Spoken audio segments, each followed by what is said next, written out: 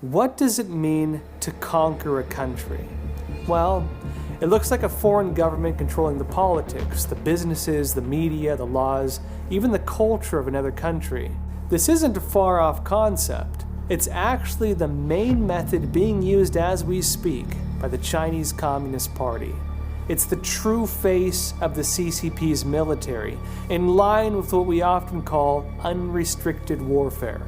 It's the network of CCP agents operating these so-called Chinese police stations, which are typically operated through its United Front Work Department and through networks run on foreign soil through its consulates and embassies.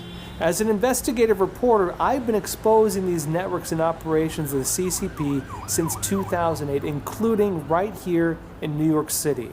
And I recently caught wind of these CCP operations on full display in South Korea. The people of South Korea have already cast their votes for the future.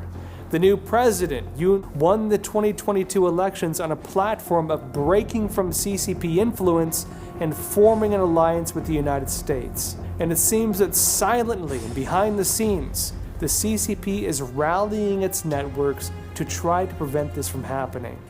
At the center of this is a target of the regime which may at first seem odd. Shen Performing Arts, an American performing arts company based in New York, which is set out to revive the essence of China's traditional culture, which the CCP has tried to destroy. And by targeting Shen in South Korea, the Chinese Communist Party is exposing its hand. I went over the documents on the case. The fingerprints of the Chinese Communist Party can be found all over. For 17 years, the CCP has been pressuring local officials in South Korea to keep Shen from performing in the country. Now, for Shen this type of international censorship from the CCP, it's not uncommon.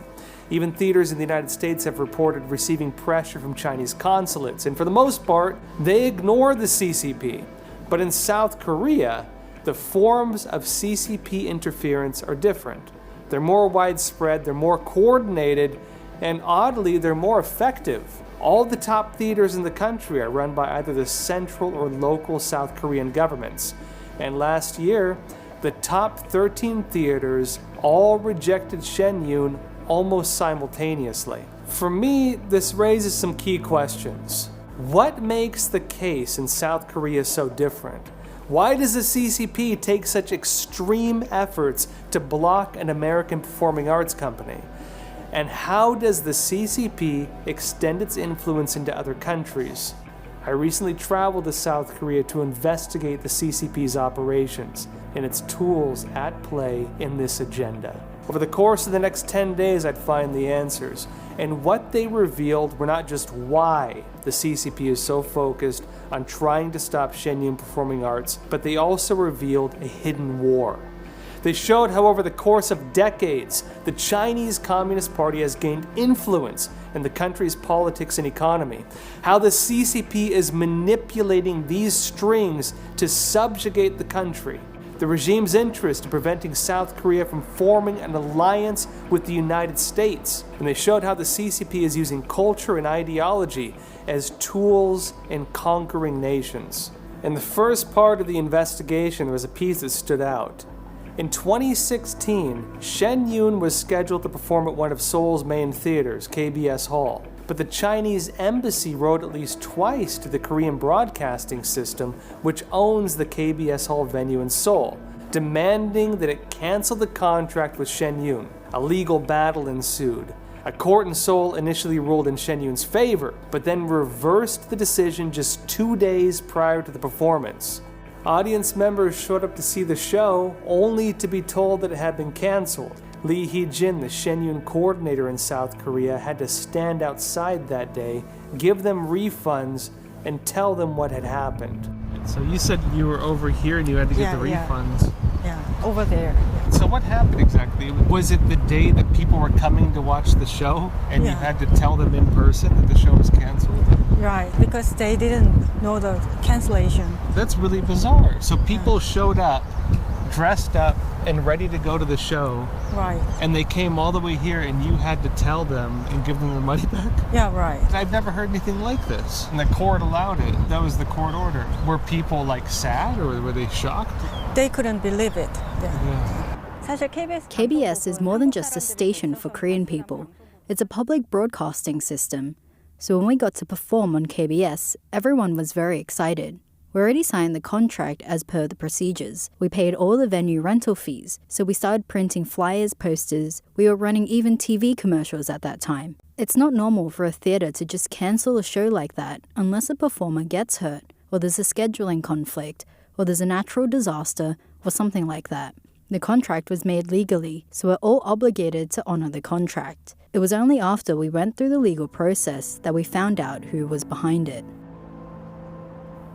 I had to give ticket refunds to people who hadn't heard about the cancellation right outside the venue. The audiences who came to the theatre, they couldn't believe it. Because Korea is a democratic country, and we have the right to freedom of expression, and we have the right to perform, and people who bought tickets have the right to watch it because they bought tickets. But suddenly, the show was cancelled. And the reason why it was cancelled was because the Chinese Communist Party sent a letter, and it was a letter from a third-class secretary. It's totally unbelievable for people. So I was very sad and upset when I was explaining this to the people, and they also said they couldn't believe it. Now, on the surface, the case was odd. It's not common to cancel the show like that, but what really matters is why it was canceled. But when the case went to appeal, well, the truth came out. The heads of the theater, they weren't trying to cancel the show based on politics or religion. They were canceling the show because they had been threatened by the Chinese embassy.